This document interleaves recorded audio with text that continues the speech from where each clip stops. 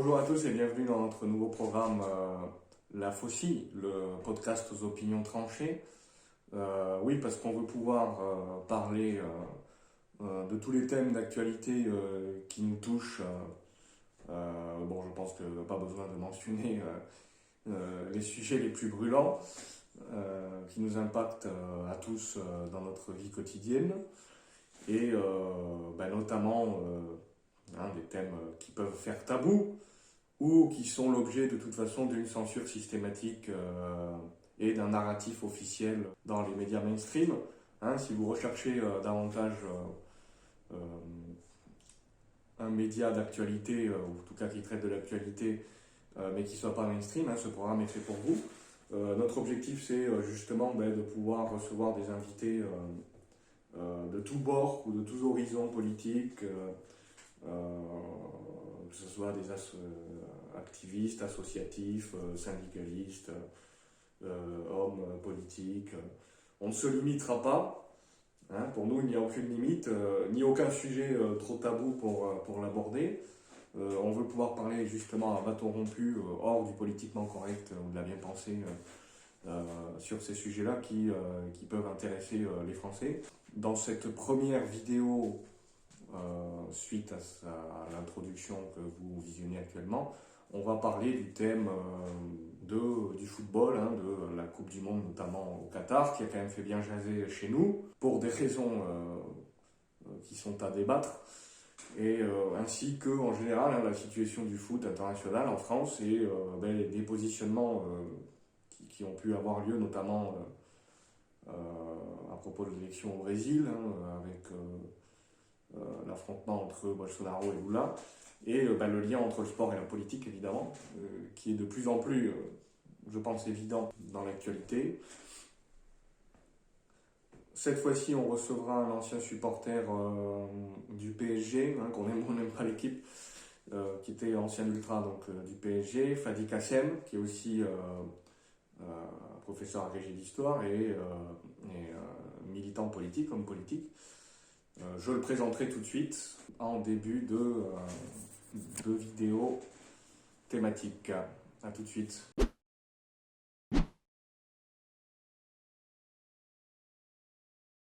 Bienvenue à ce programme, ce premier programme de notre podcast spécialement dédié au débat sur des thèmes d'actualité.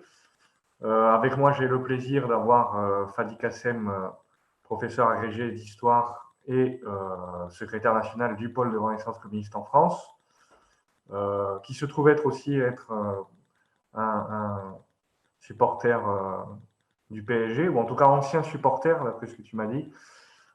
On va parler aujourd'hui de foot, d'un peu de l'actualité à propos du sport, notamment du foot. Bien sûr, on a parlé beaucoup de la Coupe du Monde très controversée au Qatar, pour des raisons qui ont été, on va dire, révélées et assez évidentes. On va aussi parler des dernières actualités, notamment en lien avec l'élection au Brésil, dont on a connu les résultats très récemment, et un peu en général sur la situation du foot en France. Donc on a eu, il me semble très récemment dans l'actualité, la ville de Lille qui a voté, le conseil municipal de Lille qui a décidé de boycotter la transmission en direct des matchs de la Coupe du Monde de cette édition de cette année, qui se tiendra au Qatar, pour protester donc contre les conditions qu'on sait qui ont impliqué quand même la mort d'un certain nombre de travailleurs, des conditions de détention dans des camps de travail qui ressemblent plus d'ailleurs à des camps de concentration où on retire les passeports aux personnes qui travaillent, qui sont bien sûr étrangères. On a bien sûr aussi la question écologique, d'avoir un stade en plein désert qui nécessite quand même un entretien de climatisation assez délirant. Et d'ailleurs, il me semble qu'il y avait eu des photos avec des files entières de camions remplis d'eau et remplis de tout le matériel pour essayer d'approvisionner ces stades. Donc effectivement, dans des conditions, on va dire, climatiques qui ne sont pas favorables à ce genre d'activité, qui demandent donc beaucoup de dépenses d'énergie. Qu'est-ce que tu peux nous dire à propos donc de cette Coupe du Monde que ce soit l'intérêt personnel et effectivement là, aussi les problématiques politiques, les enjeux politiques qu'il y a autour de ça. Déjà, bonsoir Boris, bonsoir à tous les auditeurs et merci de cette invitation, la première que je suis très content d'honorer. Et c'est vrai, comme tu l'as rappelé, en plus, étant donné le sujet, moi, ça me rappelle des souvenirs parce que je suis un ancien supporter ultra du Paris Saint-Germain. Et justement, j'ai arrêté en 2010, un an avant qu'arrive QSI, le Qatar, à la tête du club, du PSG. Donc, quelque part, bon, j'ai un vécu en tant que supporter, ancien supporter. Je suis ça de très très loin à présent. Pour répondre là immédiatement sur la question de la Coupe du Monde, je vais partir volontairement un petit peu large historiquement. Comme tu l'as dit, je suis aussi professeur agrégé. Bon, ce n'est pas une nouveauté hein, qu'il y ait des régimes contestés, on va dire, qui organisent une Coupe du Monde. Je rappelle qu'en 1934 avait eu lieu la Coupe du Monde de football en Italie, sous Mussolini. Il n'aurait pas suscité de gros soucis d'ailleurs à l'époque, soit dit en passant. Sauf pour l'URSS, c'est évident, mais de toute façon, l'URSS avait d'autres chats à fouetter à l'époque que d'envoyer son équipe dans l'Italie fasciste. Il y avait eu des appels au boycott à la Coupe du Monde 1978 en Argentine, parce qu'à l'époque, c'était le régime des généraux, hein, de la dictature militaire, voilà, de Videla. Par exemple, à l'époque, il y a le souvenir de Johan Cruyff qui avait refusé de participer à cette Coupe du Monde, notamment pour protester contre la dictature militaire en Argentine. Ma foi, qu'il y ait un boycott de cette Coupe du Monde, alors, là encore, faire attention de quoi on parle. Est-ce qu'on parle au niveau des retransmissions? Est-ce qu'on parle au niveau des joueurs? Donc là, on est plutôt sur les retransmissions. Bon, d'abord, le premier constat, c'est que le boycott est décidé par certaines villes pour les écrans géants. Enfin, ce n'est pas un boycott des télévisions dans les cafés. Une retransmission collective, premièrement. Deuxièmement, je ne parle même pas des retransmissions individuelles. Si vraiment on veut boycotter la Coupe du Monde, bah, c'est simple. Il y a les grands opérateurs, si j'ose dire, les grandes chaînes qui, de toute façon, ne veulent pas boycotter en réalité la Coupe du Monde parce qu'elles savent que c'est une source de profit pour des matchs qui sont censés être regardés. Je dis sont censés être regardés parce qu'il ne faut quand même pas oublier un point de détail fondamental. C'est que la Coupe du Monde, cette année, a lieu de mi-novembre à mi-décembre.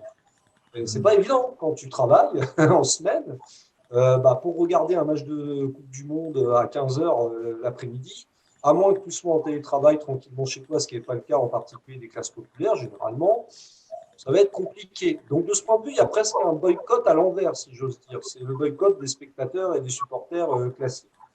Alors, encore une fois, qu'il y ait un boycott du Qatar en soi, moi, ça ne me dérange pas. Je veux dire, tout ce que tu as dit est tout à fait vrai. On ne va pas revenir sur les conditions de travail, voire de forcer, hein, à la limite.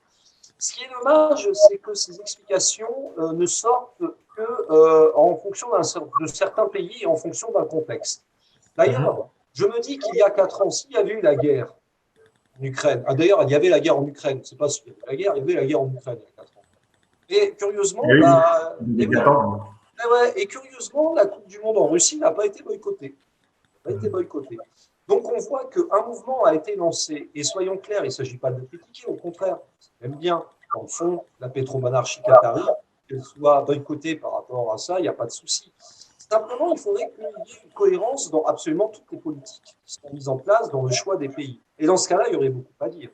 Sur la Russie, pourquoi pas en 2018, parce que la Russie de Poutine de 2018 est guère différente de celle de 2022 en termes de régime intérieur. Je parle bien en termes de régime intérieur. De même qu'on pourrait se poser des questions sur le Brésil de 2014, pourquoi pas, sur l'Afrique du Sud de 2010, sur les États-Unis eux-mêmes, qui, faut-il le rappeler, en 2026 organisent une Coupe du Monde conjointement avec le Canada et le Mexique. Voilà. Alors, ma foi, si les critères politiques doivent entrer en compte, ça risque d'être quand même assez compliqué, parce qu'à un moment donné, il y aura forcément des choix arbitraires qui vont être faits. Donc, soyons clairs, autant je ne suis pas hostile au principe du boycott de la Coupe du Monde, étant donné qu'elle est organisée au Qatar, dans un pays où on sait très bien que les droits humains sont complètement bafoués, autant je me pose la question de est-ce que cela se répéterait pour d'autres pays, y compris des pays qui passent du statut d'ami au statut d'ennemi, comme la Russie, tout à coup. Par ailleurs, j'ajoute une chose. Alors moi, je veux bien qu'on boycotte la Coupe du Monde parce qu'elle a lieu au Qatar.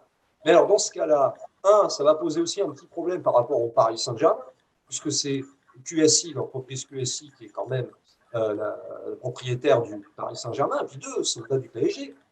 Mais dans ce cas-là, boycottons les exportations de gaz du Qatar. Boycottons les investissements qataris qui ont lieu, par exemple, du côté des Champs-Élysées ou que sais-je encore. Là aussi, il faut une certaine cohérence si on veut. Donc, disons que l'avantage du foot, c'est un peu le problème d'ailleurs avec le football, c'est que ça peut être une très bonne vitrine politique, ça peut être aussi un très bon moyen simple, on va dire, et presque démagogique, de boycotter un pays, parce que derrière, il ne faut pas rêver, ça continuera les échanges avec le Qatar, évidemment, parce que politiquement, il y a tout intérêt. Et d'ailleurs, je rappelle que cette orientation diplomatique vis-à-vis du Qatar, elle a été impulsée par Nicolas Sarkozy, elle a été poursuivie par François Hollande, qui lui appelle au boycott éventuellement de la Coupe du Monde, alors que lui, il n'a fait que poursuivre ça. Emmanuel Macron, ma foi, il s'entend très bien avec le Qatar ou l'Arabie Saoudite. J'ai hâte d'ailleurs de voir si les mêmes choses auraient lieu, le même mouvement avait lieu si une Coupe du Monde était organisée en Arabie Saoudite ou en Israël. Je ne suis pas tout à fait certain. Justement, on parlait de, on va dire, la politique qui s'entremêle avec le sport. Il me semble que l'équipe russe, elle n'a pas été autorisée dans la compétition. Ça, Oui. je dis peut-être une bêtise, mais Non. par contre, on dit que les droits de transmission, eux, avaient été vendus à des médias russes. Donc ça, c'est intéressant quand même de voir que apparemment, il n'y a pas de logique dans la politique. En tout cas, c'est à géométrie variable, et même sur un terrain très court. Bien sûr. Bien sûr. Et non, mais il y a aussi un truc qu'il faut préciser, c'est que le boycott sur grand écran a un avantage, c'est que ça permet en fait aux communes de faire des économies d'argent, voilà, en termes de mobilisation. Il ne faut pas oublier que quand on installe ce qu'on appelle les fan zones, il faut mobiliser de la police, il faut mobiliser un grand écran. Il y a aussi la question de l'entretien des espaces verts qui se font canarder de canettes de bière, de je ne sais quoi. Donc, dans le fond, ça fait faire des économies aussi aux communes. En réalité, elles ne le disent pas, mais c'est un argument qui est central. Alors oui, en effet, où est la cohérence dans tout ça? La cohérence, elle n'est pas là. Parce qu'effectivement, taper sur les sportifs, c'est ce qu'il y a de beaucoup plus facile, historiquement. Ça ne veut pas dire, soit dit en passant, qu'il n'y a pas des sportifs qui soutiennent éventuellement tel régime ou telle politique. Ça existe. D'ailleurs, on en parlera certainement après. Mais à un moment donné, alors si on commence à sanctionner les sportifs par rapport à la politique étrangère menée par un pays, ma foi, si on devait prendre l'exemple des États-Unis qui passent leur temps à faire des guerres impérialistes un petit peu partout, en Irak, du côté. Alors, en Libye, ce ne sont pas eux directement. Là, c'est la France et le Royaume-Uni. On pourrait s'interroger. Du côté de la Somalie, de l'Afghanistan, etc., on ne sortirait pas. Donc là, effectivement, les sportifs russes sont exclus. Alors, soit dit en passant, là aussi, la Russie n'est pas toute blanche dans cette histoire. On sait par exemple qu'il y a un système de dopage étatique qui est organisé au niveau de la Russie, ce qui ne veut pas dire d'ailleurs qu'il n'y en a pas ailleurs. Il n'y a jamais de dopage aux États-Unis, c'est presque un miracle. Apparemment, les Américains sont très forts et peuvent se débrouiller tout seuls sans dopage. Mais c'est clair que c'est incohérent. Pourquoi? Parce que de toute façon, il ne faut jamais oublier une chose. Le football, comme tout le reste, mais en particulier le football, est d'abord et avant tout une affaire économique.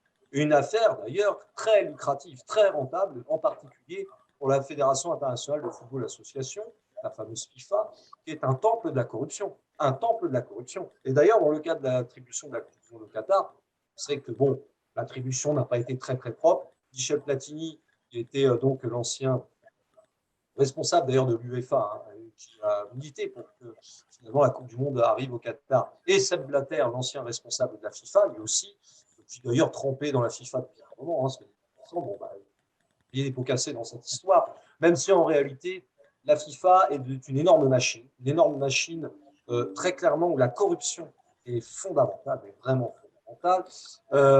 Le siège, il faut le rappeler, est en Suisse. D'ailleurs, ça coûte bien l'argent là-bas à flot. Et en fait, la FIFA a compris tout l'intérêt qu'il pouvait y avoir dans le fond en termes d'image, pour redorer son image, à se laisser un petit peu ces mouvements de boycott, etc. Parce qu'elle n'appelle pas directement boycott. En revanche, le fait qu'il y ait exclusion d'une équipe, etc., ça peut pouvoir montrer que la FIFA, elle prend quand même en compte les considérations des droits humains, etc. En réalité, la FIFA s'en fout complètement. D'ailleurs, elle l'a déjà démontré, ne serait-ce qu'en permettant l'attribution au Qatar, ou par le passé, je parlais de l'Argentine, par exemple. Donc, bien sûr que c'est incohérent. À un moment donné, il faut toujours s'effacer derrière le profit, inévitablement. Effectivement, on parlait de la Coupe du Monde au Brésil, qui a eu lieu précédemment, d'ailleurs, qui avait à l'époque, il me semble, provoqué des protestations assez massives, hein, parce qu'on dépensait beaucoup d'argent dans des stades très chers, très coûteux, alors qu'il n'y avait même pas le nécessaire basique, hein, pour la population notamment. Mais c'est quelque chose d'assez commun. En tout cas, moi, j'ai connu ça au Mexique et dans d'autres pays où on investit beaucoup pour cet événement-là, puis après, tout tombe en ruine et on ne maintient rien, il n'y a pas d'entretien, donc ça ne sert même pas en fait à faire une promotion du sport comme pratique, je veux dire, dans le pays. Hein, c'est juste événementiel pour le spectacle. Et ce qui est intéressant, c'est que récemment, on a eu l'élection brésilienne, hein, donc on sait que c'est Lula da Silva du Parti du Travail qui a gagné. Une élection très contestée avec Jair Bolsonaro, il me semble. Et récemment, on a eu un commentaire d'un des attaquants du Paris Saint-Germain, hein, Neymar, donc de nationalité brésilienne, qui s'est rangé en faveur de la candidature Bolsonaro, un petit peu au dernier moment, mais bon, visiblement, ça n'a pas changé le résultat. Il a perdu contre son opposant, hein, qui par ailleurs avait été, on va dire, sa candidature avait été bloquée pendant un temps. Hein. C'est que très récemment qu'on lui avait permis de se présenter, ou de se représenter plutôt, pour être précis. Alors, qu'est-ce que tu peux nous commenter là-dessus? Déjà, précision. Donc, il y a eu le premier tour. Il y a un second tour. Il y a un second tour parce que Lula n'a pas été élu dès le premier tour. Et d'ailleurs, nous qui sommes en contact avec les camarades du Parti communiste brésilien, du PCB, je m'étais entretenu début juillet dernier avec une membre qui fait passage à Paris et qui m'expliquait que le bolsonarisme, c'est comme le trumpisme. Ça a commencé à vraiment imprégner au sein de la société brésilienne. Et finalement, le score qui est intervenu lui a donné raison. Ça lui a donné raison, c'est-à-dire qu'une partie non négligeable de l'électorat brésilien a voté pour Bolsonaro, et notamment des footballeurs. On parlait de Neymar, ce n'est pas le seul. Il y a eu Ronaldinho par le passé, qui lui aussi, d'ailleurs, j'ai eu la chance de voir Ronaldinho au Parc des Princes. Allez, surtout au milieu d'un troupeau de chefs qu'on avait habituellement. Et donc, lui aussi a pris position clairement pour l'extrême droite. Il est arrivé aussi que Rivaldo, l'ancien joueur de Barcelone en particulier, également prenne ces positions-là. Alors, ça peut paraître surprenant, d'autant plus qu'on sait que Ronaldinho, Rivaldo, entre autres, Neymar aussi, je crois, même si je connais un peu moins, honnêtement, je suis un petit peu moins maintenant, mais venait de milieux véritablement pauvres. Favela en difficulté, etc. Il est clair qu'au Brésil, le football est présenté comme on va dire un peu comme partout, mais au Brésil en particulier, comme l'espèce de bouée de sauvetage pour les classes populaires en particulier qui n'auront pas la possibilité de s'en sortir, puisqu'il faut quand même rappeler que l'économie brésilienne est une économie extrêmement duale, que les structures sociales sont héritées en fait de la période coloniale. Ça n'a pas changé spécialement, et que ça s'est même empiré lorsqu'il y a eu la dictature entre 1964 et 1985, dictature d'ailleurs que regrette le dénommé Jair Bolsonaro, lui-même. Donc, si vous voulez, si tu veux, et si tu t'en donnes, j'ai envie de dire que ce n'est pas surprenant la prise de position de certains footballeurs parce que la réussite individuelle compte le plus pour eux. Ils se sont superbement enrichis et ils voient en Bolsonaro en fait un type qui est en mesure de régler les problèmes de sécurité en particulier qu'ils ont pu connaître dans les favelas, hein, parce qu'on ne va pas dire que c'était tendre les favelas, c'est que ça allait encore. Mais le football est en fait un miroir trompeur. Un miroir trompeur qui ne fait que en fait, amplifier, renforcer toutes les inégalités sociales qui existent. Parce que derrière un Ronaldinho, un Neymar ou un Rivaldo, combien restent sur le carreau? Combien vont avoir une Combien vont rester dans ce Brésil-là et au passage subir les politiques néolibérales, capitalistes, ultra-réactionnaires d'ailleurs de la part de Bolsonaro? Est-ce que Lula peut gagner? Ce n'est pas impossible. Mais le problème, c'est que Bolsonaro, il a modéré son discours aussi par rapport à il y a 10-12 ans. D'ailleurs, il est même allié à un membre de la droite conservatrice. Voilà. Donc ça annonce déjà un petit peu le programme. Ce qui pourrait jouer en faveur de Bolsonaro, d'ailleurs, hein, parce qu'il pourrait très bien se présenter comme victime d'un complot, etc. Et vous voyez Lula qui se touche, en fait, c'est une pâle copie de ce que je vous propose, ce genre de choses. Ce qui est certain, c'est que le Brésil est un pays qui est profondément travaillé par une grande fracture sociale, si j'ose dire, et politique. Cette fracture, finalement, le football ne fait que la révéler. Et en plus, cette fracture s'effectue toujours, elle s'amplifie toujours au détriment des plus pauvres. Tu parlais d'une chose intéressante. Moi, je montre souvent à mes élèves en classe comment à Sao Paulo, réalité, quand il y a eu la Coupe du Monde de football 2014, eh bien des favelas entières ont été détruites. En soi, on pourrait dire bah, c'est une bonne chose, on va reconstruire. Ouais, sauf qu'il faut voir le prix d'une part, et d'autre part, avec l'idée d'expulser les classes populaires pour faire venir des classes moyennes qui pourront habiter des maisons bien retapées, etc. Donc les classes populaires sont reléguées encore plus loin. Et au passage, on met quoi? La place des parkings, des hôtels pour les touristes. Bref, tout ce genre de trucs qui doit permettre de faire créer une économie du football qui est souvent éphémère, parce qu'il y a de très grands événements sportifs, en effet. Oui, évidemment, c'est lié à une certaine gentrification, hein, on peut voir Ah ouais. ça, c'est pratiqué. Bon, ils ont peut-être un peu de retard parce qu'ici, c'est déjà bien entamé, il me semble, en France. Ah oui, depuis un moment. Dans les centres urbains. Bon, récemment, on a vu la cote d'arzurification du sud-ouest, hein, parce que jusqu'à présent, c'était une cote sauvage, mais maintenant, c'est en train de changer. Bon, là, je pars sur un autre thème. On va parler un peu de la situation du foot en France, hein, depuis la pandémie, notamment, qui a quand même affecté le secteur sportif, il me semble, et notamment aussi la participation non, de la population dans les clubs de foot. Notamment avec l'épisode encore récent dans les mémoires du pass sanitaire puis vaccinal, hein, qui avait restreint globalement l'accès à tout un tas Ouais, ouais, ouais. d'activités.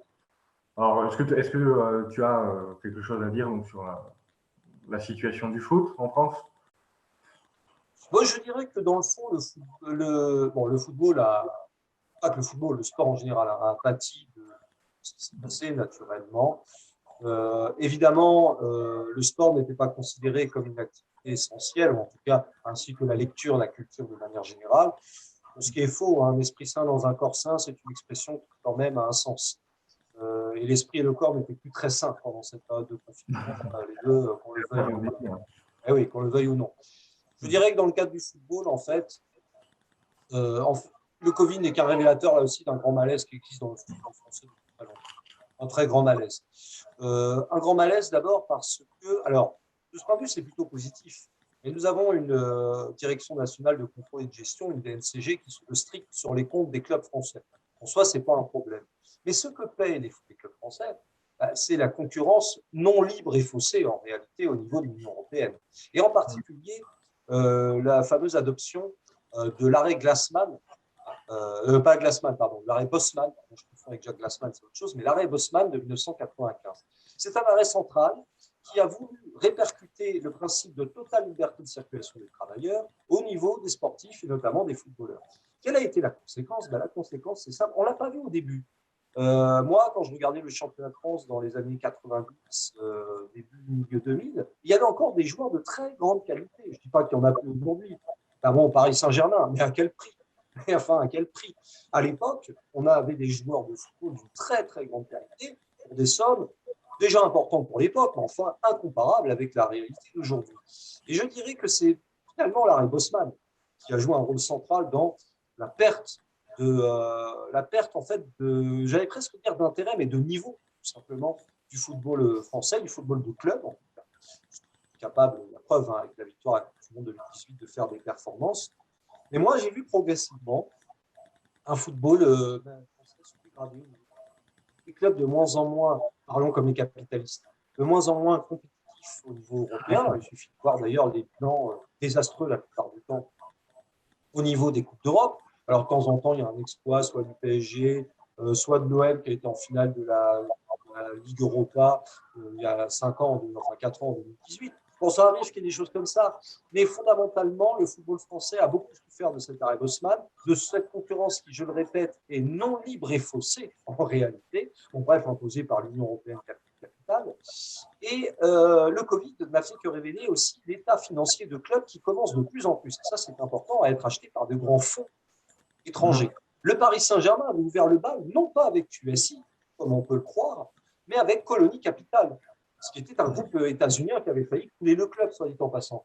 Bordeaux, on a pu voir que les Girondins de Bordeaux ont été coulés par Gérard Lopez, certes, mais aussi par le groupe King Street, arrivé avant, un groupe états-unien. On voit que le président de l'Olympique de Marseille, Franck McCourt, a remis sa démission. Il a démissionné, lui aussi, pour l'investissement états-unien.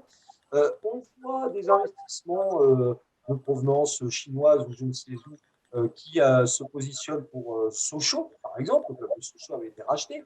Ce qui est intéressant, c'est de voir qu'on a, enfin, intéressant ou pas d'ailleurs, c'est que nous avons des clubs qui sont de plus en plus, en fait, la proie de beaucoup d'investissements étrangers. Alors, ce n'est pas nouveau, parce que ça existe dans les autres pays, comme l'Angleterre, par exemple, ou même le club de Valence en Espagne qui avait été racheté, je crois, par un Thaïlandais, il me semble. Mais c'est intéressant parce que le football français, en fait, il souffre de carences structurelles importantes, comme je l'ai dit, et puis il souffre d'un truc central dont on ne parle pas suffisamment. J'en ai fait des stades aussi à l'étranger, j'y ai été. Et très clairement, la passion foot n'est pas la même. La culture foot, j'allais presque dire, n'est absolument pas la même. En France, et j'ai été un supporter ultra pas pour rien, ceux qui en fait véhiculent une culture foot, ce sont très souvent les supporters ultra, dans tous les stades. Ce sont eux qui mettent l'animation, ce sont eux qui mettent l'ambiance, ce sont eux qui sont aussi accusés, et parfois à raison, mais enfin, pas tant qu'on croit, de fiches le bazar dans un stade, ou je ne sais quoi, parfois en les qualifiant de hooligans, ce qui ne sont pas forcément, même la plupart du temps. Des vrais hooligans, j'en ai connu aussi. Et ils étaient très facilement repérés et repérables d'ailleurs par les forces de l'ordre. Pas très dur.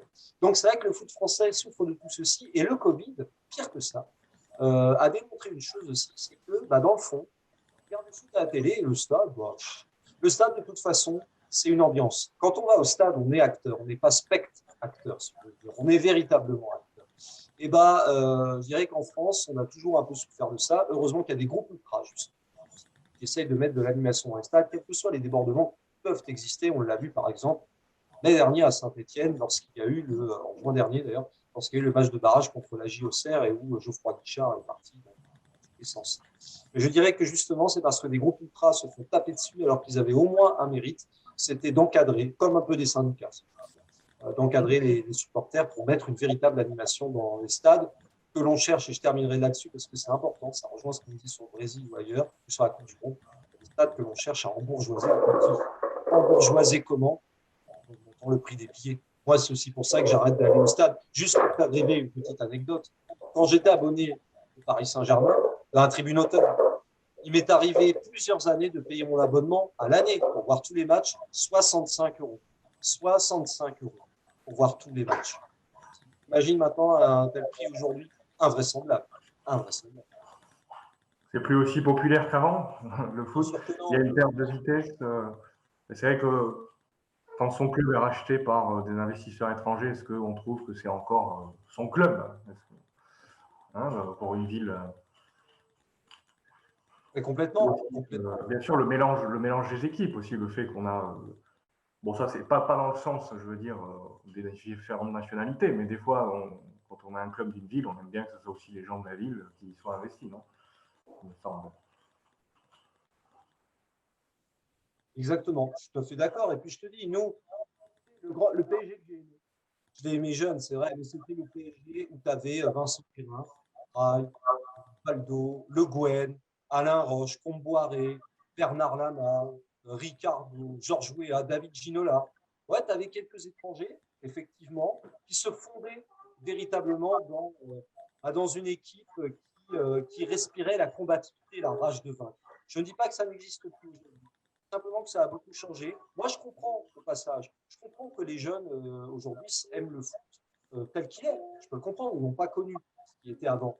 Moi qui ai vu la différence, c'est clair que par contre, je suis beaucoup moins. Je suis au courant de ce qui se passe. Je trouve d'ailleurs qu'il y a beaucoup souvent de sujets sociétaux qui s'y rattachent beaucoup plus qu'avant et qu'on en oublie presque l'essentiel à un moment donné, c'est que le foot, c'est aussi un sport qui doit permettre l'accomplissement, la performance sportive, mais pas une performance dans le sens capitaliste, dans le sens où, quand tu vois le rythme des matchs, je ne va pas m'expliquer qu'avec 3 jours de récupération et 60 matchs dans l'année pour les plus grosses équipes, on ne va pas m'expliquer qu'ils circulent uniquement en mode vegan, pour ceux qui pareil, on a du mal à le croire. Récemment, il y a eu des déclarations il me semble, la ministre des Sports, dont le nom m'échappe à présent. Il faut dire Oui, que elle est insignifiante. les équipes de Playmobil, je ne m'en rappelle jamais trop, mais il me Ouais. semble qu'elle a fait une déclaration pour dire que les footballeurs, c'était bien qu'ils tapent dans un ballon, mais qu'ils ne s'expriment pas trop en public, en sous-entendant que c'était des imbéciles, en tout cas sur des thèmes de politique. Alors c'est vrai que le mélange du foot et de la politique, ou du sport en général, c'est compliqué, mais est-ce qu'on peut avoir comme ça une forme de mépris pour les sportifs? Est-ce qu'on peut penser que forcément être très bon dans une aptitude physique, ça veut dire qu'il faudrait vraiment être imbécile ou en tout cas ne pas avoir de développement dans des domaines, que sais-je, de compréhension de la société, de sciences sociales, d'appréciation de l'actualité. Hein. En tout cas, c'est ce que ceux qui nous dirigent veulent. Et d'ailleurs, c'est marrant parce qu'ils demandent aux footballeurs d'être des exemples. Et en même temps, quand ceux-ci, justement, veulent s'exprimer sur les sujets parce qu'on leur demande d'être des exemples à tout point de vue, etc., on leur dit fermez-la. En réalité, c'est mépris classique rempli de contradictions. Moi, je me mets à l'épouvante, c'est parce que j'ai été au stade.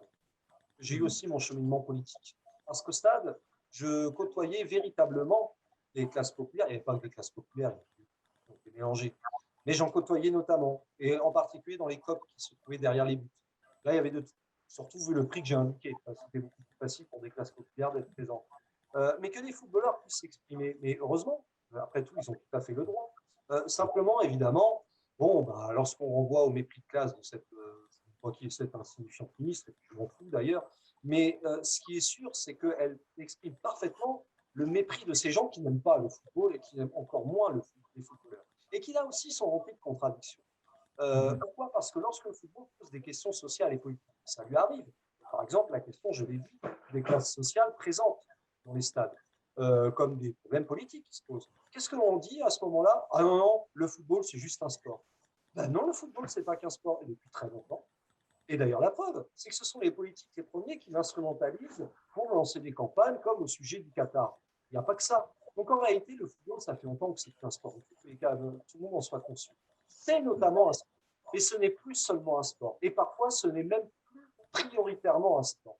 C'est une vitrine, ça l'a toujours été, mais là, ça a pris des proportions énormes. Il faut quand même rappeler, pour celles et ceux qui traitent, que c'est même Emmanuel Macron lui-même qui s'est permis d'appeler Kylian Mbappé pour le convaincre de rester au PSG.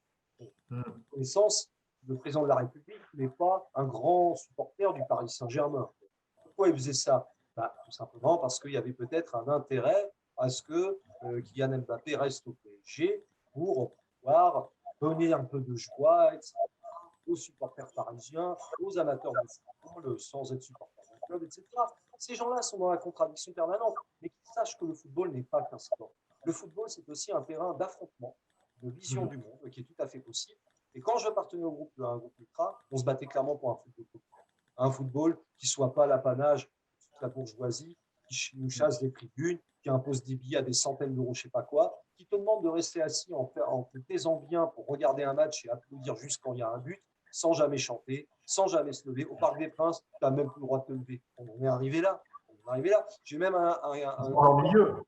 Moi, oui. ça fait longtemps que je n'ai pas mis les pieds dans un stade, mais ça ne me donne pas très envie d'y retourner. Et même dans les COP. J'ai même un copain pour un déplacement à Bruges l'année dernière du PSG. Il a failli se faire sortir du stade. Pourquoi? Parce qu'il avait osé célébrer un but avec un pogo lorsque le PSG avait marqué. On croit rêver. Mais dans ce cas-là, mais restez chez vous, sur votre canapé. Laissez la place à ceux qui sont véritablement passionnés, qui certes doivent contrôler leur comportement et franchir des limites. Mais ça, on savait le faire. On savait très bien le faire. Il y aura toujours quelques types un peu abrutis, etc. Mais ce qui est intéressant, c'est de voir que les politiques, quand il y a un problème, ils expliquent que le football, c'est que du sport. Et quand il n'y a pas de problème, c'est là où ils investissent dans le politique pour leurs propres intérêts.